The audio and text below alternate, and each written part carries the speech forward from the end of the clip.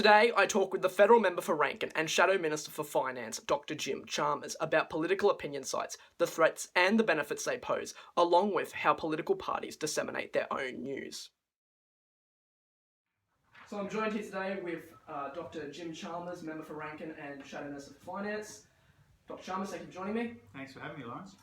So today we're talking about political opinion sites. So first of all, to start off, what is your opinion on political opinion sites such as Breitbart?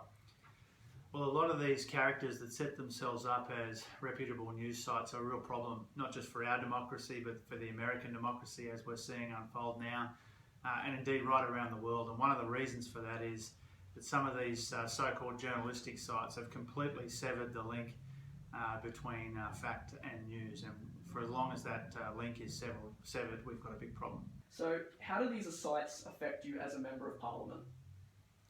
Well, you always have to be conscious that the things that are being written and said about you online are accurate, and to the extent that they're not, you need to have ways to push back against those inaccuracies.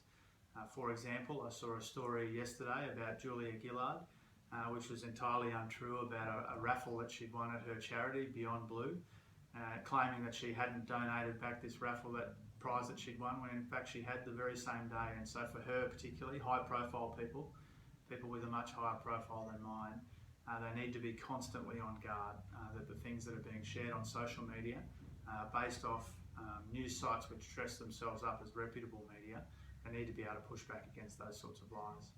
So especially with the budget lately, both parties, both the Labor Party and the Liberal National Party, are publishing their own statistics and their own slant and angle on the budget.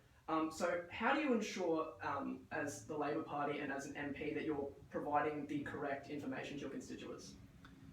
Well, you need to care enough about it to do, multiple rounds of fact-checking, and that's what we do. Before we put anything out there, we check generally 3 or 4 times. Multiple colleagues of mine will go through and check that the facts are accurate. Of course, different facts tell different stories, and it's our job in the opposition to tell a story different to the story that the government is telling, for example, about the budget that you identified. So for us, we try our best not to put out anything which hasn't been rigorously checked.